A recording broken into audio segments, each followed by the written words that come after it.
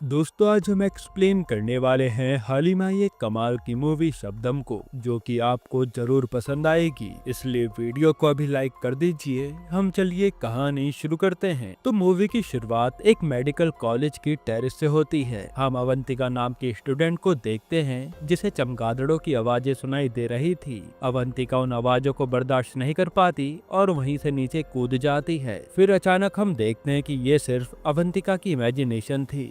से जो लड़की सच में कूद कर मरी थी उसका नाम था श्वेता। श्वेता की मौत के अगले दिन कॉलेज का डीन अपने स्टाफ से कहता है कि अब तक तुम लोगों ने पता नहीं करवाया कॉलेज में ये सब क्या हो रहा है। अब तक 2 लोग अपनी जान दे चुके हैं। लोग बातें करने लगे हैं कि हमारे कॉलेज में भूत प्रेत हैं। तब एक लेक्चरर कहती है कि हमने जिन स्टूडेंट को सस्पेंड किया उन्होंने ऐसी अफवाहें फैलाई होंगी। दूसरा लेक्चरर कहता है कि सर, हमें एक बार फादर को बुलाकर यहाँ प्रेयर करवा लेनी चाहिए। तब डीन कहता है ऐसा करने से तो सबको पक्का यकीन हो जाएगा कि कॉलेज में भूत प्रेत है। अब हम करे तो करे क्या, पुलिस की मदद भी नहीं ले सकते, नहीं तो कॉलेज का नाम खराब होगा। तब एक और लेक्चरर कहता है कि सर, हमें किसी पैरानॉर्मल इन्वेस्टिगेटर को हायर कर लेना चाहिए। इन्हें घोस्ट हंटर भी कहते हैं। मैं खुद एक ऐसे बंदे को जानता हूँ जो फिलहाल मुंबई में है। तब डीन इस बात के लिए रेडी हो जाता है। फिर सीन शिफ्ट होता है मुंबई, जहाँ हम हमारे पैरानॉर्मल इन्वेस्टिगेटर रूबिन को देखते हैं। रूबिन एक छोटी बच्ची के केस को देख रहा था जिसकी मौत के बाद उसके घर में अजीब घटनाएं होने लगी थी। जब रूबिन बच्ची की आत्मा से बात करता है तब उसे पता चलता है कि बच्ची के मरते ही उसके माँ बाप ने उसकी एक डॉल को उठा के घर के बाहर फेंक दिया था, जिससे कि बच्ची की आत्मा को बुरा लगा। फिर रूबिन बच्ची की माँ को बताता है कि आत्मा को भी बुरा लगता है और वो ये केस सॉल्व कर देता है। इसके बाद सीन शिफ्ट होता है मुन्नार, जहाँ पर ये मेडिकल कॉलेज था। रूबिन कॉलेज के डीन से मिलता है और उनसे पूछता है कि यूजुअली बच्चे जान क्यों देते हैं। डीन कहता है कि इसके कई कारण हो सकते हैं, जैसे पढ़ाई की टेंशन, घर वालों का प्रेशर या फिर रिलेशनशिप इश्यूज वगैरह वगैरह। हमारे कॉलेज में ऐसा पहली बार हुआ है। पहले एक लड़के ने अपनी जान दे दी, फिर अब एक लड़की ने। सब इसे भूत प्रेत का एंगल दे रहे हैं और मैं पुलिस के पास नहीं जाना चाहता क्योंकि कॉलेज के चेयरमैन ने ऐसा करने से मना किया है। तो आप जल्दी अपनी जांच शुरू करके हमें इन सब का कारण बताइए। तब रूबिन हाँ में जवाब देकर वहाँ से चला जाता है। इसके बाद कॉलेज का डीन कॉलेज के चेयरमैन को रूबिन के बारे में बताता है और ये कॉलेज का चेयरमैन लंदन में रह रहा था। यहाँ डीन रूबिन को केस सॉल्व करने तक एक छोटा सा घर भी रहने के लिए देता है। वहीं रूबिन को उसी कॉलेज में काम करने वाला एक बंदा मिलता है, एंथनी। उसे देख रूबिन कहता है कि तुम भी यहीं आकर क्यों नहीं रहने लगते, मेरी जांच में तुम्हारी मदद चाहिए होगी। फिर रूबिन उस मरी हुई लड़की श्वेता के क्लासमेट से जाकर मिलता है और उसके बारे में पूछने लगता है। तब क्लासमेट्स बताते हैं कि श्वेता बहुत ही खुश मिजाज लड़की थी, मगर मरने से कुछ 10 दिन पहले उसके नेचर में काफी बदलाव आ गए थे। वो छोटी छोटी बातों पर गुस्सा हो जाती थी। उसने कैंटीन में भी आना बंद कर दिया था। फिर जब रूबिन श्वेता की बेंच पर जाता है तो उसने बेंच पर एक अजीब सा सिंबल बनाया हुआ था। तब क्लासरूम से रूबिन कैंटीन जाता है और वहाँ अवंतिका से बातचीत करता है। वो उससे पूछता है कि आपने 3 दिनों से बच्चों का लेक्चर क्यों नहीं लिया। और असल में अवंतिका उस कॉलेज में मेडिकल इंटर्न और लेक्चरर दोनों थी। साथ ही साथ वो अपनी थीसिस की तैयारी कर रही थी, जिसके चलते उसका शेड्यूल बहुत बिजी रहता था। अब इस छोटी सी बातचीत के दौरान रूबिन को अवंतिका अच्छी लगने लगती है। हालांकि अवंतिका उसे थोड़ा भी भाव नहीं देती। उल्टा वो तो रूबिन को सुनाती है कि आप लोग क्यों लोगों को बेवकूफ बनाते हो, जो चीजें दुनिया में एग्जिस्ट ही नहीं करती उनके बारे में बता कर। असल में अवंतिका को खुद भी भूत प्रेत में जरा भी यकीन नहीं था। फिर अगले सीन में रूबिन अपने दोस्त को कुछ डाटा सेंड करके उसे डिकोड करने को कहता है और उसके दोस्त के पैर में फ्रैक्चर होने की वजह से वो उसके साथ नहीं आ पाया था। फिर शाम को रूबिन पुलिस स्टेशन जाकर एक पुलिस वाले से मिलता है। पुलिस वाला भी रूबिन का मजाक उड़ाता है, कहता है कि पहले तो सिर्फ ढोंगी बाबा ही लोगों को ठगते थे, मगर अब लोग मॉडर्न भेष में भी ये काम करने लगे हैं। ये सुनकर रूबिन कहता है कि जो केस आप लोग सॉल्व नहीं कर पाते वो केस हम सॉल्व करते हैं। पुलिस वाला कहता है कि अच्छा ऐसा है, तो क्या तुम विक्टिम की आत्मा से बात करके दोषी का पता लगा सकते हो। अभी अभी एक लड़की का रेप हुआ है, तुम हमारी इस केस को सॉल्व करने में मदद कर सकते हो। रूबिन कहता है कि सर, असली भूत तो वो दरिंदा है जिसने एक लड़की के साथ ऐसा किया और फिर उसे मार दिया। फिलहाल मुझे मुकेश और श्वेता के केस की फाइल चाहिए। फिर रूबिन मुकेश और श्वेता की पोस्टमार्टम रिपोर्ट वगैरह चेक करता है और फिर वहाँ से सीधा एंथनी के साथ मुर्दा घर जाता है उन दोनों की डेड बॉडीज को देखने। तब एंथनी रूबिन को बताता है कि अब तक इनके मरने का कारण पता नहीं लगा। ऐसे में कहीं इनके पेरेंट्स कॉलेज वालों पे केस न कर दें, इसलिए इनकी मौत के बारे में कॉलेज ने इनके पेरेंट्स को भी नहीं बताया है। तब मुर्दा घर का डॉक्टर रूबिन को एक और हैरान करने वाली बात बताता है कि दोनों लाशों की हड्डियां अंदर से टूट रही है, जैसे पैरालाइज होते वक्त हड्डियां मुड़ती हैं वैसे, और इतने फ्रीजिंग टेम्परेचर में रखने के बावजूद दोनों बॉडी सड़ती जा रही है और सीनियर डॉक्टर्स भी इसका कारण नहीं पता लगा पाए। तब रूबिन की नजर मुकेश की लाश के हाथ पर पड़ती है। उसके हाथ पर जो टैटू था उसकी डिजाइन ठीक वैसे थी जैसे श्वेता की बेंच पर बने सिंबल की थी। अब रूबिन को लगने लगा था कि इनकी मौत नॉर्मल तरीके से नहीं हुई, यानी कि उसे सच में अपनी जांच ठीक से शुरू करनी होगी। इधर अवंतिका नहा रही थी, तब उसे लगा कि उसके पीछे कोई है और पीछे मुड़ के देखने पर वहाँ कोई नहीं होता। इसके बाद रूबिन कॉलेज के सभी स्टूडेंट के रूम में जाकर अपनी तहकीकात कर रहा होता है। इसी बीच वो अवंतिका से पूछता है कि कान से खून निकलने का क्या कारण हो सकता है, लेकिन अवंतिका कहती है कि तुम किसी सीनियर डॉक्टर से जाकर पूछो। असल में उसे लग रहा था कि रूबिन बस उससे किसी तरह बात करने की कोशिश कर रहा है। फिर रूबिन और भी कमरे में जाकर चेक करता है, पर उसके हाथ कुछ नहीं लगता और फिर वो आखिर में हार कर वहाँ से चला जाता है। वहीं एंथनी को उसने मॉनिटर पर नजर रखने को कहा होता है ताकि उसमें कोई भी हलचल हो तो वो उसे बता सके।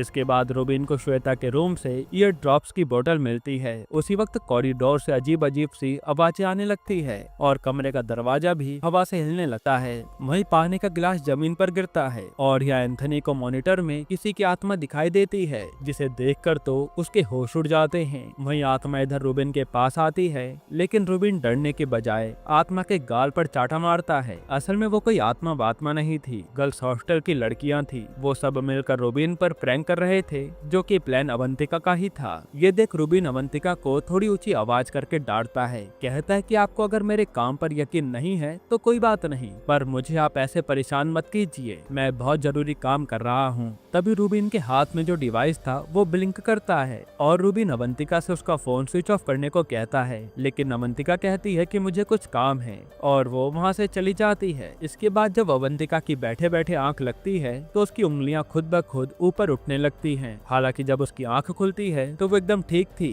खैर फिर अगले दिन रूबिन श्वेता का मोबाइल मंगवा कर उसका डाटा चेक कर रहा होता है और फोन में उसकी एक नजर एक पिक पर पड़ती है जिसमें 3 लोग थे, मुकेश, श्वेता और उसकी दोस्त दीपिका। उन्होंने फिल्टर लगाकर पिक क्लिक की थी और मुकेश के बगल में एक आत्मा होती है, उस पर भी वो फिल्टर लग जाता है। यहाँ रूबिन एक और शॉकिंग बात नोटिस करता है, पिक में मुकेश और श्वेता ने जो पोज दिया था उनकी लाश भी उसी पोज में थी। फिर रूबिन अवंतिका से उस तीसरी लड़की यानी उनकी दोस्त दीपिका के बारे में पूछता है और उस जगह के बारे में भी जहाँ वो पिक ली गई थी, लेकिन अवंतिका कहती है कि मुझे इसके बारे में नहीं पता, पर मैं इस लड़की के बारे में स्टूडेंट से पूछकर बता सकती हूँ। फिर स्टूडेंट अवंतिका को बताते हैं कि दीपिका 2 दिन से कॉलेज नहीं आई है और वो अपने बॉयफ्रेंड के साथ कहीं गई होगी। जिसके बाद रूबिन सीधा दीपिका के बॉयफ्रेंड के फ्लैट पर जाता है और उसके दोस्त बताते हैं कि वो और दीपिका कहीं गए हैं, वो भी 2 दिन से। तभी रूबिन को दीपिका के बॉयफ्रेंड के फ्लैट से भी वही ईयर ड्रॉप्स मिलते हैं जो उसे श्वेता के रूम से मिले थे। उन ईयर ड्रॉप्स के पास डॉक्टर का प्रिस्क्रिप्शन भी रखा होता है। तब रूबिन उसी को लेकर उस डॉक्टर के पास पहुंच जाता है और डॉक्टर कहता है कि दीपिका 10 दिन पहले मेरे पास आई थी एक अजीब सी प्रॉब्लम के साथ। उसे अचानक चमगादड़ों की आवाजें सुनाई देने लगी थी और वो उन आवाजों को बर्दाश्त नहीं कर पा रही थी, इसलिए मैंने उसे ये ईयर ड्रॉप्स दिए थे। फिर रूबिन ये बात कॉलेज के डीन को बताता है। कहता है सर शायद दीपिका मिसिंग है, हमें पुलिस को इन्फॉर्म करना चाहिए। लेकिन डीन कहता है कि अरे नहीं, अभी तक उन 2 लोगों की मौत का कारण भी पता नहीं लगा, उस पर एक और मुसीबत नहीं, ऐसा हम कुछ भी नहीं कर सकते। इसके बाद रूबिन अवंतिका को कॉल लगाता है। कहता है कि दीपिका को लेकर कोई भी सीरियस नहीं है, कम से कम तुम मेरी मदद तो कर सकती हो ना। अवंतिका कहते हैं कि हाँ मैं मदद तो कर ही रही हूँ। रूबिन कहता है कि फिर उस दिन तुमने मेरे मना करने पर भी अपना फोन स्विच ऑफ क्यों नहीं किया था। अवंतिका कहते कि वो तो मैं ऐसे ही कह रही थी, रूम में जाकर मैंने अपना फोन स्विच ऑफ कर लिया था। ये सुनकर रूबिन हैरान हो जाता है क्योंकि उसके डिवाइस पर तो किसी के फोन की फ्रीक्वेंसी आ रही थी। फिर इसके कुछ देर बाद दीपिका का बॉयफ्रेंड उसे हॉस्टल के बाहर ड्रॉप करता है और उसे देखते हॉस्टल का वॉचमैन तुरंत रूबिन को इन्फॉर्म करता है। तब रूबिन दीपिका के पास जाने लगता है। वहीं दीपिका को यहाँ आते ही चमगादड़ों की आवाज सुनाई देती है और वो अपने कानों पर हाथ रख देती है, लेकिन वो आवाज तो बढ़ते ही जा रही थी। फिर जब दीपिका से बर्दाश्त नहीं होता तो वो जमीन पर गिर जाती है और तभी उसके हाथ पर वही टैटू का डिजाइन भी बनने लगता है जैसा मुकेश के हाथ पर था। फिर रूबिन जब हॉस्टल पहुंचता है तो देखता है कि दीपिका ने पेड़ से लटक कर अपनी जान दे दी है और ये बात आग की तरह फैल जाती है। अब अगले दिन कॉलेज में मीडिया वालों की भीड़ लग जाती है और जब लाश को नीचे उतारा जाता है तो रूबिन नोटिस करता है कि दीपिका के हाथ पर भी वही टैटू बना था और उसके हाथ पैर थोड़े टेढ़े मेढ़े भी हो गए थे। इसके बाद रूबिन को कॉलेज की लाइब्रेरी से चर्च की बेल सुनाई देती है और एंथनी उसे बताता है कि ये हमारे कॉलेज की पुरानी लाइब्रेरी है। तब लाइब्रेरी में जाने पे रूबिन को सूरज की किरणों से बनी एक परछाई नजर आती है, यानी उस परछाई में वही सिंबल वाला डिजाइन बना हुआ था। फिर वहाँ के वॉचमैन से पूछताछ करने पर वो रूबिन को बताता है कि कुछ सीनियर स्टूडेंट लाइब्रेरी में दारू पीने आते हैं और वो अंदर जाने के लिए मुझे पैसे भी देते हैं। वॉचमैन ये भी बताता है कि 4 हफ्ते पहले वो 3 स्टूडेंट्स भी वहाँ दारू सिगरेट पीने आए थे, मतलब दीपिका, मुकेश और श्वेता, और उनकी पिक भी वही लाइब्रेरी में ली गई थी। इसके बाद रूबिन वॉचमैन को अवंतिका की फोटो दिखाकर उसके बारे में पूछता है तो वॉचमैन कहता है कि हाँ, ये लड़की भी यहाँ आती रहती है। इधर अवंतिका अपनी प्रेजेंटेशन दे रही होती है। इसी बीच उसे उन तीनों मरे हुए लोगों के ख्याल आने लगते हैं, लेकिन वो जैसे तैसे अपना काम खत्म करके रूबिन के पास आती है। तब रूबिन उसे कहता है कि आज रात में लाइब्रेरी जाने वाला हूँ जांच करने के लिए, तुम भी मेरे साथ चलना। लेकिन अवंतिका कहते कि मेरा वहाँ पर क्या काम। फिर रूबिन पूछता है कि तो कल तुमने मुझे कॉल क्यों किया था। अवंतिका कहते कि शायद गलती से लग गया होगा, मुझे परेशान मत करो। तो रूबिन कहता है कि अवंतिका मेरी बात मानो, वो हर समय तुम्हारे साथ है, तुम अकेली नहीं हो। पर अवंतिका तो उठ के वहाँ से चली जाती है। फिर रात को रूबिन लाइब्रेरी जाकर अपना सेटअप कर रहा होता है और उसके साथ एंथनी और कॉलेज की कुछ लड़कियां होती हैं। तभी अवंतिका भी वहाँ आ जाती है। कहती है कि मुझे लगा तुम्हारी जांच कहीं मेरी वजह से रुक ना जाए, इसलिए मैं चली आई। असल में मन ही मन वो भी रूबिन को लाइक करने लगी थी। फिर रूबिन कहता है कि ठीक है, अब तो आ गई हो तो यहाँ बैठ जाओ। इसके बाद वो अवंतिका के हाथ हथकड़ियों से कैद कर देता है और उसके माथे पर 2 डिवाइसेस लगाता है ताकि वो उसे हिप्नोटाइज कर सके। तब अवंतिका चिड़चिड़ करने लगती है कि तुम ये सब क्या कर रहे हो। तभी एक डिवाइस की लाइट ब्लिंक होती है, यानी वहाँ कोई आत्मा थी। रूबिन आत्मा से पूछता है कि तुम कौन हो। तब आत्मा रूबिन से बात करने की कोशिश करती है, यानी उसकी आवाज उसकी डिवाइस में रिकॉर्ड हो रही थी, मगर रूबिन को वो रिकॉर्डिंग समझ नहीं आती। तब वो आत्मा से कहता है कि तुम बस मुझे हाँ या ना में जवाब दो, अगर हाँ तो 1 बीप और ना तो 2 बीप, मैं समझ जाऊंगा। तभी उसके सारे डिवाइसेस में बीप्स बजने लगते हैं, किसी डिवाइस में 1 बीप तो किसी में 2 बीप। अब रूबिन हैरान हो जाता है ये जानकर कि लाइब्रेरी में 1-2 नहीं बल्कि कई सारी आत्माएं हैं। कुछ आत्माएं तो अवंतिका पर हावी भी हो जाती हैं और वो उसे हवा में जोर जोर के पटकने लगती हैं। तभी अवंतिका बाकी लोगों पर भी अटैक करने की कोशिश करती है, पर काफी जद्दोजहद के बाद रूबिन उसे काबू में कर लेता है। फिर वहाँ से रूबिन अवंतिका को बेहोशी की हालत में हॉस्पिटल लेकर जाता है और सुबह कॉलेज का डीन रूबिन से कहता है कि इस कॉलेज में जो कुछ भी हो रहा था वो अवंतिका की वजह से ही हो रहा था, क्योंकि वो पोसेस्ड है। इसलिए हमने अवंतिका की फैमिली को इन्फॉर्म कर दिया है, उसकी फैमिली उसे ले जाने के लिए आती ही होगी, अब आप भी जा सकते हैं। हालांकि रूबिन जानता था कि इसके पीछे अवंतिका नहीं बल्कि कोई और ताकत है। तभी उसे दोबारा से चर्च की बेल सुनाई देती है। दरअसल वो जब से वहाँ रहने आया था उसे लगातार चर्च की बेल सुनाई दे रही थी। फिर एंथनी को पूछने पर वो कहता है कि मुझे तो कोई आवाज सुनाई नहीं दी और यहाँ तो आसपास कोई चर्च भी नहीं है। ये सुनकर रूबिन तुरंत उस पुरानी लाइब्रेरी जाता है। तब रूबिन का फ्रेंड उसे कॉल करके बताता है कि वो पुरानी लाइब्रेरी पहले चर्च थी। फिर लाइब्रेरी में रूबिन को वहाँ की चीजों से एक धीमा धीमा म्यूजिक सुनाई देता है। उस म्यूजिक की फ्रिक्वेंसी से जमीन पर जमी धूल पर एक सिंबल बनने लगता है। तब रूबिन को एक आइडिया आता है और वो स्पीकर अटैच करके उस पर शॉर्ट डालता है और अलग अलग फ्रिक्वेंसीज को टेस्ट करने लगता है। फिर फाइनली उसे वो फ्रिक्वेंसी मिल जाती है जिससे कि वो सिंबल बनता है और वो फ्रिक्वेंसी थी 444, जिसे एंजल फ्रिक्वेंसी भी कहते हैं। इसके बाद रूबिन अपने फ्रेंड से कहता है कि तुम्हें उस ऑडियो को डिकोड करके इसका नोट लिखना होगा। यहाँ हमें पता चलता है कि रूबिन को खुद म्यूजिक से नफरत थी, पर इस बार वो अपने पास्ट को साइड में रखकर खुद ही ईमानदारी से केस पर काम कर रहा था और वो खुद इस म्यूजिक का नोट लिखने लगता है। इसके बाद वो पास के ही एक चर्च के फादर से जाकर पूछता है कि क्या ये नोट चर्च में प्ले होता है। फादर कहता है कि नहीं, आपको ये कहाँ से मिला। तब रूबिन फादर को लाइब्रेरी के बारे में बताता है और लाइब्रेरी का नाम सुनते ही फादर भड़क जाता है। कहता है कि जब से उस चर्च को अनाथ आश्रम में बदला गया है वहाँ शैतान बस गया है, मैं इसमें आपकी कोई मदद नहीं कर सकता। ये सुनकर रूबिन हताश होकर जाने लगता है और ड्राइव करते समय रूबिन की कार के इंडिकेटर अपने आप ब्लिंक होने लगते हैं, यानी कि कोई अनजान ताकत उसकी मदद करना चाह रही थी। तो वो उन्हीं डायरेक्शन को फॉलो करते हुए एंथनी के साथ एक जंगल पहुंचता है और जंगल में एक बूढ़ा आदमी बैठकर लकड़ियां काट रहा था। फिर रूबिन उससे वो म्यूजिक म्यूजिक नोट दिखाकर पूछता है कि क्या आप इसके बारे में कुछ जानते हो। तो बूढ़ा आदमी उन्हें कॉलेज से जुड़ी एक बात बताता है कि कॉलेज के चेयरमैन डैनियल की बीवी डायना डॉक्टर थी और उस पुरानी लाइब्रेरी में जो पहले चर्च हुआ करती थी, डायना हर संडे जाती थी। डायना चर्च आकर पियानो पर अपना पसंदीदा म्यूजिक प्ले करती थी और एक दिन ऐसे उसे चर्च से एक छोटा सा विकलांग बच्चा मिला जिसे उसके माँ बाप चर्च में छोड़कर चले गए थे। बच्चे को देखकर डायना ने फैसला कर लिया कि वह ऐसे बच्चों की देखभाल करेगी। उनके लिए उसने उस चर्च को भी एक अनाथ आश्रम में तब्दील कर दिया था और जी जान से अनाथ विकलांग बच्चों की सेवा में जुट गई थी। बच्चे भी डायना को पसंद करने लगे थे। फिर एक दिन डायना ने सोचा कि वो बच्चों को म्यूजिक थेरेपी के जरिए हील करेगी। उसी म्यूजिक का नोट इस समय रूबिन के पास था। म्यूजिक थेरेपी से बच्चों की हालत में काफी सुधार भी आया, लेकिन फिर उस इलाके में कोलरा फैल गया और अनाथ आश्रम के बच्चे एक के बाद एक मरने लगे। उन्हें मरता देख डायना का दिल पूरी तरह से टूट गया था। खैर प्रेजेंट में वो बूढ़ा आदमी रूबिन को बताता है कि टोटल 42 बच्चे कोलेरा से मारे गए थे। मैंने अपने हाथों से उनकी कब्रें बनाई थी। तब से डायना मैडम का भी कहीं पता नहीं चला। उन्हें आज तक किसी ने नहीं देखा। फिर वो रूबिन को वो जगह भी दिखाता है जहाँ उन बच्चों को दफनाया गया था। तो रूबिन कहता है कि हमें इन बच्चों की कब्रें खोदनी पड़ेगी, शायद ये हमसे कुछ कहना चाहते हैं। इसके बाद रूबिन अवंतिका से मिलने हॉस्पिटल जाता है और उसको ये समझ नहीं आ रहा था